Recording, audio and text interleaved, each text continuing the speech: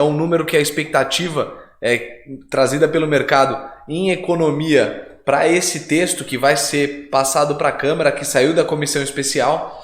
Isso é bem acima do número que o mercado gostaria, ou que já pelo menos estava precificado. No sentido da reforma, era uma expectativa entre 600 e 700 bilhões de reais numa economia de 10 anos. Tá? Lembrando que dentro desse 1,1 tri, 863 bilhões viriam de mudanças das regras de aposentadoria. Tá? 217 bilhões seriam do direcionamento dos recursos do PIS/PASEP, tá? Que antes eram repassados ao BNDES e agora seriam encaminhados ao Tesouro. Tá? Então, nesse ponto, tem boa parte disso que é uma redistribuição da direção de um tributo que vinha sendo direcionado ao BNDES e ainda 50 bilhões de reais a mais com o aumento da CSLL, a contribuição social por parte de instituições financeiras. O que isso tem de impacto para o mercado? O que a gente já pode ver isso no começo do dia e principalmente no dia de ontem, quando foi noticiado isso, é que os bancos caíram, né? O Ibovespa ontem não teve uma alta mais significativa porque todos os bancos caíram e o impacto, de acordo com o time de análise, é que no preço-alvo de todos os bancos a gente sinta de 5 a 10% de diminuição nesse preço-alvo por conta de uma maior alíquota de contribuição para os bancos, para as instituições financeiras por conta da reforma. Do modo geral, de fato, a capitalização sai de cena, pelo menos nesse texto.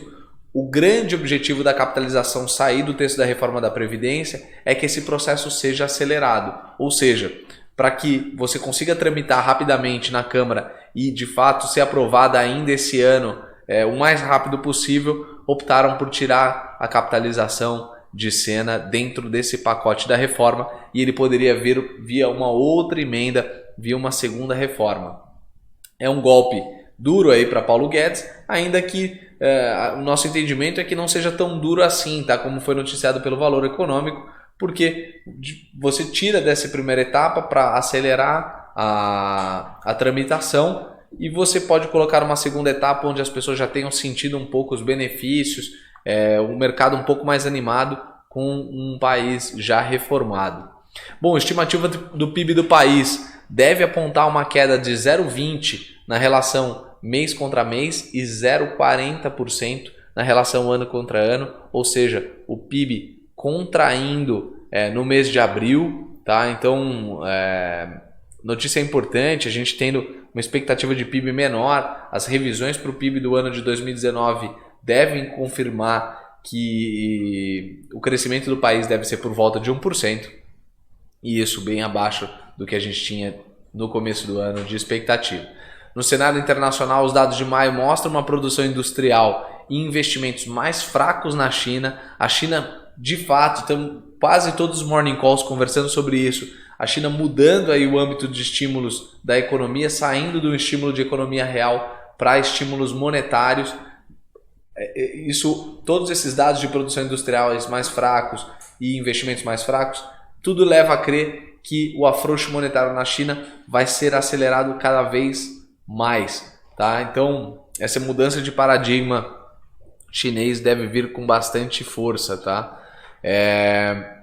Os Estados Unidos acusam o Irã dos ataques a petroleiros no Golfo do Omã, tá? Essa afirmação do governo americano que fez o preço do petróleo subir aí nos últimos dias tem muito a ver com um ataque pirata, né, que os navios receberam, e aí os Estados Unidos acusando o Irã e o Irã acusando de volta os Estados Unidos. E os cortes na oferta da OPEP, que eram direcionados para que o preço do petróleo subisse, a OPEP faz uma reunião e de forma conjunta entende que tem que reduzir a produção de petróleo para se aumentar o preço, tem sido parcialmente compensado por uma maior produção nos Estados Unidos, visto que os Estados Unidos vem crescendo muito na produção do xisto e contrapondo as decisões do OPEP. Por isso o petróleo não chegou no patamar que o OPEP entendia que seria o ideal ou que deveria estar. Tá? No Reino Unido, Boris Johnson como favorito para liderar o Partido dos Conservadores. O candidato aí de Donald Trump assume a frente da disputa para o Reino Unido e pode ser, sim, o próximo a liderar o parlamento inglês do Reino Unido. Né? Não inglês, não, do Reino Unido.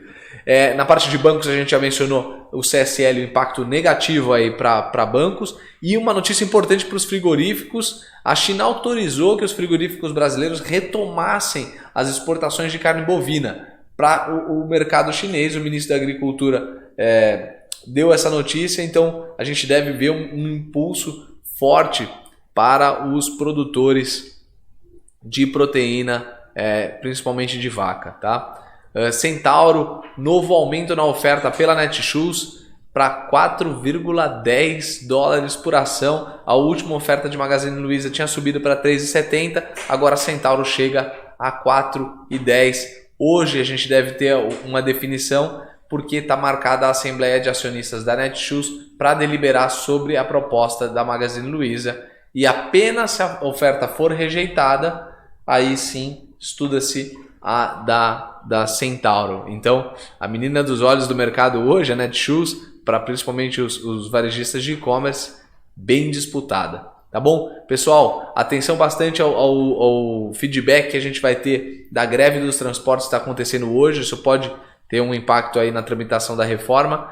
A princípio não deveria mudar muita coisa, tá? E também o posicionamento dos governadores para se esse pedaço de texto entra na reforma ou não, que é a inclusão dos estados e municípios na reforma da Previdência.